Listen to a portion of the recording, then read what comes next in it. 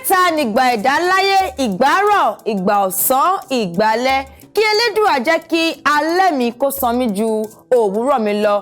Ẹ má gbàgbé wípé ìgbà àti àsìkò ní gbogbo nǹkan. Nítorí ìdí èyí kí a kíyèsí ara.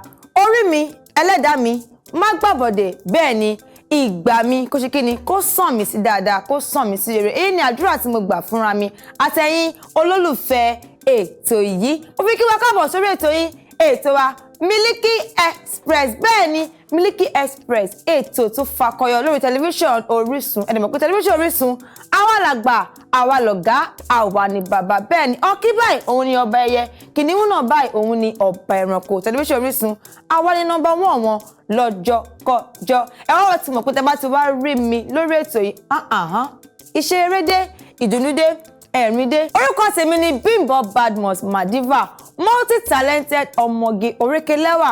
Tẹ́ bá ti wá sọ pé akọrin bí ẹni jẹ̀kọ́, alóyin lóhùn. Bẹ́ẹ̀ ni èmi náà ni mò ń jẹ́ gbogbo orúkọ yẹn. Ẹ wo tí máa ń kira mi, èmi náà mo tó kira mi torí pé Ọlọ́run dá mi dáadáa, ó dẹ̀ dá mi pé èmi náà tún wá ní ọmọ Ẹ̀gbá Lísàbí, agbóǹgbò àkàlà ìjàyẹ̀kùn mi ti ń kun mọ́ lóun ṣẹ̀bárí lélẹ̀ mi máa ń sọ kó sóhun torí pé ẹ gbádùn mi lákọ lábo bí ìlú àgẹ̀rẹ̀. Lákọ lábo bí ìlú àgẹ̀rẹ̀ ni. Ẹ wo lẹ́ni mo kó ohun tó pọ̀ wá fún wa torí pé ẹ ti mọ̀ pé mi ì lè ṣe kí má fún wa ní àwọn ohun tí a máa kọ́gbọ́n nù ẹ̀. Àwọn kóso Miliki Express fàájì ní fàájì rẹpẹtẹ, Àríyá Unlimited. Àmọ́ lẹ́ni wọ́n ṣe fàájì tẹ̀lẹ̀ tí ń ṣe kí n ta tún ṣe àríyá lẹ́gbẹ̀ẹ́ kan, a tún máa kọ́ ẹ̀kọ́, a tún kọ́ ọgbọ́n náà kó ọgbọ́n. Lẹ́ni ẹ láǹfààní láti gbádùn ohun tó ń lọ lára àwọn olùmọ̀ọ́ká wa. Ẹ wo ẹgbẹ́ tí wá báyìí kí ṣe kí ni kí n gbẹnu sí kí n já yín sí acide hot. Àwọn ohun tẹ́ ẹ̀ mọ̀ pé ó ń lọ lábẹ́lẹ̀, ẹ mọ̀ pé Bimbo Badmus mọ̀ ṣe kí ni ló máa mú wá fún yín lórí ètò Miliki Express. Bákan náà campus gist ohun tó ń lọ láàárín àwọn akẹ́kọ̀ọ́ àti olùkọ́. Ṣé wá rí lẹ́ni ohun tí mo ṣe mú wá fún wa lórí àwọn akẹ́kọ̀ọ́ lẹ́ni. Ẹ̀yin gbọ́ ẹ wò pé ẹ máa kí mi pé Bimbo ṣe fún ìtò mú wa ní èní. Bákan náà a wà lọ sórí títì lórí pópó á fún wa ní àwọn orin àtijọ́ tó jẹ́ wípé dí ìgbà tá a wáyé àtìmọ́tà tí máa tún lọ láyé orin ṣì wà, àwọn èèyàn sì ń jó sọ gbádùn sí i. Á fún wa láwọn orin yìí, á lọ gbọ́, á kọ́, ẹ kọ́ tán, ẹ tún sọ ẹni tí ó kọ orin. Ṣé rí pé lẹ́ni àmọ́ kó ohun tó pọ̀ wá fún wa. Ẹ ó jẹ́ ká wá nǹkan fìdílé, ká jókòó, ká sit down torí pé lẹ́ni mo kó àríyá rẹpẹtẹ. Miliki Unlimited, fàájì tó pọ̀ àti ọgbọ́n tó pọ̀. Ẹ ká lọ jó sí orin Adékúnlé Gold Ire, ká fi ṣe kí ni ká fi yẹn ṣí ètò, ká fi bẹ̀rẹ̀ ètò Miliki Express. Ètò ṣì ń tẹ̀síwájú, ẹ máa bá wa ká lọ. Ètò Miliki Express ó ṣì ń tẹ̀síwájú bẹ́ẹ̀ ní abala tá a wà báyìí, abala campus gist. Bẹ́ẹ̀ ni ohun tó ń lọ láàárín àwọn akẹ́kọ̀ọ́ àti olùkọ́ wa. Ṣé wá rí lẹ́ni ó fẹ́ já àwọn akẹ́kọ̀ọ́ wa sí tí a lè ṣe gẹ́gẹ́ bí akẹ́kọ̀ọ́ tí owó fi máa wọlé, bẹ́ẹ̀ ṣe tẹ̀lé lákòjọ, bá ṣe lè kówó jọ, àwọn tá a lè ṣe tó lè jẹ́ kí owó báyìí kó máa wọlé fún wa. Òun ni fẹ́ fún wa lẹ́ni. Ẹ ká wá lọ gbọ́ ohun tí mo fẹ́ fún wa, à ń bọ̀.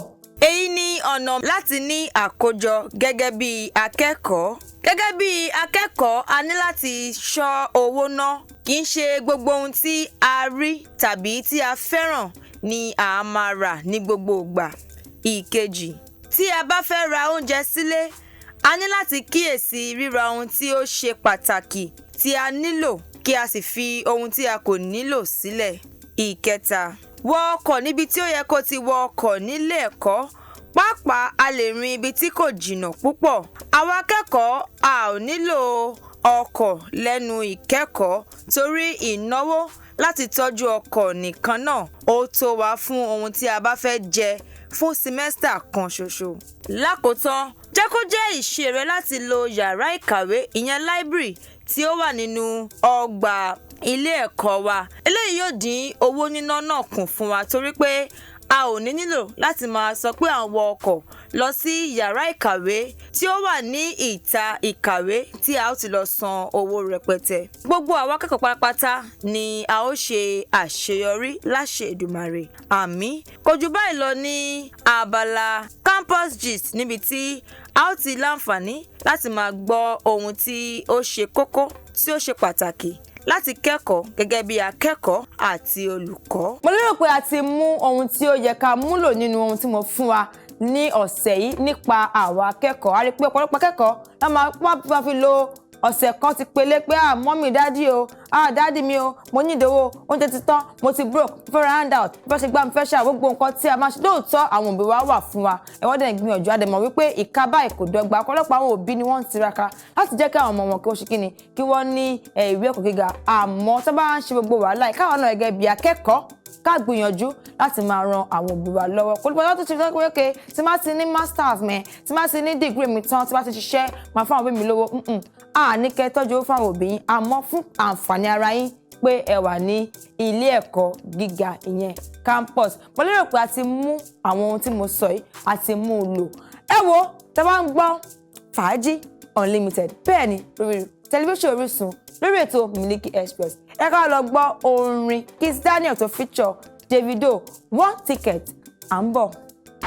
títí bẹ́ẹ̀ ni lórí pópó ẹ̀ tí bó bá ṣe máa ṣe wípé lásìkò tá a wà yìí àṣekínni á lọ sórí títì orí pópó máa kọ orin yìí fún wa orin máa kọ́ dé àárín á wà lọ sórí títì á lọ wò bóyá àwọn ti ẹ̀ mọ orin ṣé wọ́n rántí àwọn orin tí à ń kọ yìí bákan náà ẹ tún fún mi ní orúkọ olórin tó kọ orin fẹ́rẹ̀ tí wọ́n wọ̀ pé ẹ̀wà lé pé àwọn táṣù lórí street nǹkan ẹ̀ má wọ̀ọ́rí mo máa sọ fún wa pé ká mú ẹ̀rọ ìbánisọ̀rọ̀ wa ká ṣe àwòrán orin tí mo kọ yìí á kọ pàtó bá ti kọ parí á wà jù sórí ẹ̀rọ ayélujára yẹn Instagram tag @Orisun TV lórí Instagram ẹ lè tag èmi náà @official Madiva ká lè rí wípé ẹ̀ ń darapọ̀ mọ́ ètò yìí láìpẹ́ láìjù ní ẹ má wọrí ì máa fún ẹni tó bá fún àwọn tó wà nílé ẹ̀yin fans wa tó wà nílé o a máa fún wa ní ẹ̀bùn kékeré kan bí ò tiẹ̀ pọ̀ àmọ́ à fún wa bí ojú káàdì lọ a máa fún wa fún pé a ti ẹ̀ ń darapọ̀ mọ́ ètò yìí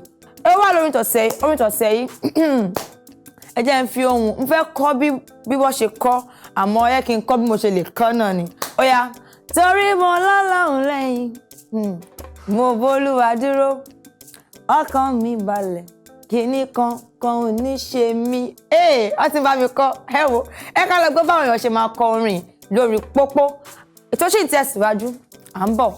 torí mo lọ́lọ́run lẹ́yìn mo b'Olúwa dúró ọkàn mi balẹ̀ kíní kan ò ní ṣe mí èmi àjò máa tún kẹ́sẹ̀ sókè wípé bàbá ṣeun púpọ̀ fún mi ní tèmi.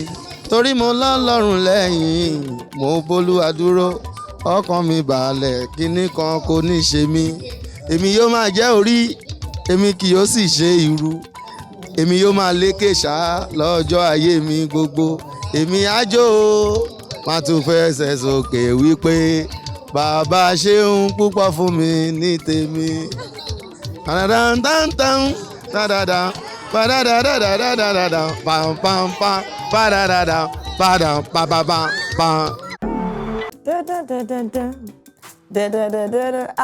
Ó máa ń ṣe bíbi tí bá ti wà ní abala tí mo wà yìí kí n rí bóyá keyboard ni àbí sax ni àbí àbí gángan ni kọ́ máa fún mi láwọn àwọn melody orin tí mo kọ yìí ọ̀pọ̀lọpọ̀ àwọn èèyàn lọ́sọ pé àmúdẹ mọ ikọ́ ní ẹni tó kọrin yìí kò sí King Sunny Adé ní irọ́ King Sunny Adé kọ́ máa kọrin fún wa máa wá tún fún wa ní orúkọ ẹni tí ó kọrin ṣé wàá rí orin tí mo kọ síwájú yìí bá mi K1 the ultimate King Wasiu Ayinde Marshal bẹ́ẹ̀ ni àwọn ni wọ́n kọ orin wọ́n dẹ̀ kọ dáadáa ẹ̀ṣẹ́ tí bá ti ń gbórin yìí báyìí orin àdúrà ni o àwa yóò máa jẹ́ orí keyboard yẹn ń lọ a kì yóò sì ṣe irú àwa yóò máa lékè ṣá lọ́jọ́ ayé wa gbogbo èmi àjò máa tún gbẹ́sẹ̀ sókè wípé bàbá ṣeun púpọ̀ fún mi ní tèmi ṣẹ́rọ̀rìn tá a bá gbọ́ láti bẹ̀rẹ̀ dé òpin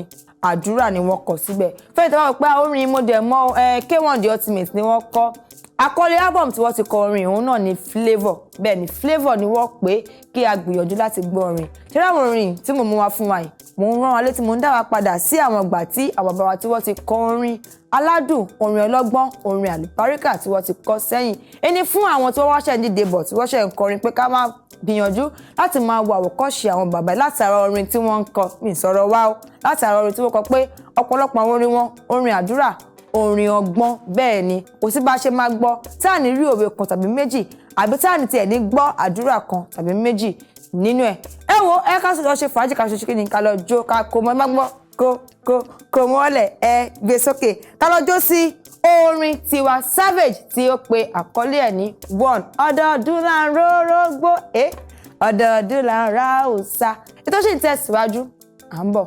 ètò Miliki Express ó sì ń tẹ̀síwájú wo tó bá ń gbọ́ kó máa ró bèbí kó máa ró ẹ̀wọ̀n máa ń wù mí tí bá ti bẹ̀rẹ̀ ètò bí kí n má parí mọ́ ni pé àwọn tèmi ẹ̀yin tèmi tí wọ́n gbọ́ tó wá lè mú gbé fún nítorí pé ẹlẹ́ ń jẹ́ kí àwa máa wà lórí ètò láti máa dáná ara ya torí pé tí ó bá sí ẹ̀yin báyìí kò sí àwa ètò sì ń tẹ̀síwájú à ń bọ̀.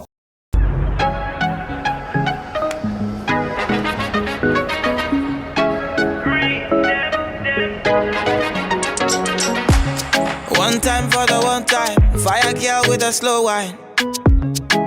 I don't need a guideline to undo that your waistline.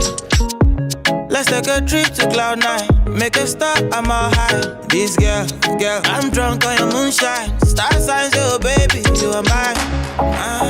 I'm feeling something's love in the air. Girl, I'm loving your way up. It's teasing me now, I'm wanting more. I think I'm drunk in love. If I pass out, will you wake me with more love? I know this is young love, feel like a lifetime. Although this is young love, they never leave my side. I know this is young love, feel like a lifetime. Although this is young love, they never leave my side.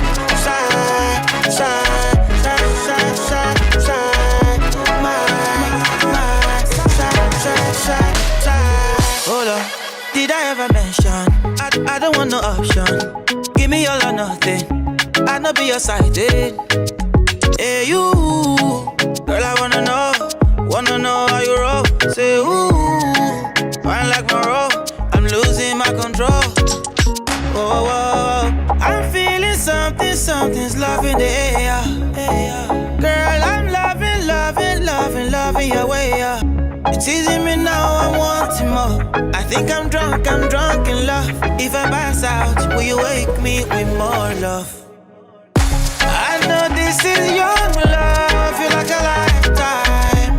Although this is young love, they never leave my side. I know this is young love, feel like a lifetime. Although this is young love, they never leave my side.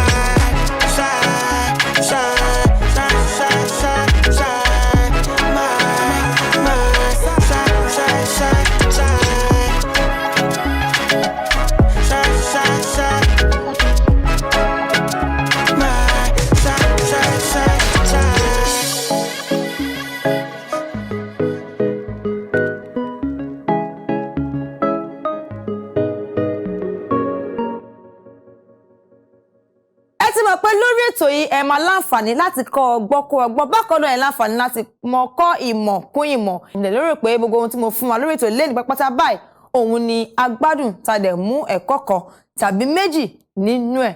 Ẹ wo àròjù báyìí lórí ètò Miliki Express tọ̀sẹ̀ yìí bẹ́ẹ̀ ni àmọ́ mi ṣẹlẹ̀ máa dúpẹ́ lọ́wọ́ gbogbo àwọn tí a jọ ṣètò lẹ́ni àmọ́ pé tẹ́ bá ti rí Bímbọ́lá Badmus àwọn kan ló wà lẹ́yìn ìtàgé tó ń jẹ́ kí ètò èkó ṣe ṣe tó yẹ kí n máa gbádùn wa pé mo ti ẹ̀ ń sọ̀rọ̀ fún pété ẹ̀ ń gbọ́ mi dáadáa àwọn kan ló wà lẹ́yìn ìtàgé fún pẹ́tẹ́ wàá rí mi wò ẹ rí pé Bímbọ́ irun ẹ̀ yìí fine gan aṣọ tó wọ̀ ẹ́ mo nífẹ̀ẹ́ sí àwọn kan ló jẹ́ kí n máa rí gbogbo ohun tí a wọ̀ àti ohun tí à ń sọ mo kí wọn pé wọ́n kú iṣẹ́ takuntakun láṣẹ Èdùmàrè ẹ wo àjọṣe wa báyìí kò ní bàjẹ́ àdẹ̀ní ṣe lásán ẹ má gbàgbé kó lówó ọjà bó ṣe máa ń sọ òun ní àgúnmọ̀wò ẹ wá polówó ọjà yín lórí tẹlifíṣàn Orisun ẹ lè kàn sí wa ní orí YouTube wa www.youtube.com/orisuntv lórí wẹ́bsáìtì wa www.orisun.tv bákan náà lórí Instagram àti Twitter @orisuntv ẹ má bẹ́ẹ̀ pé ẹ lè tẹ̀lé mi náà èmi ọmọ yín èmi alóyin lóhùn ọmọge tó wà talented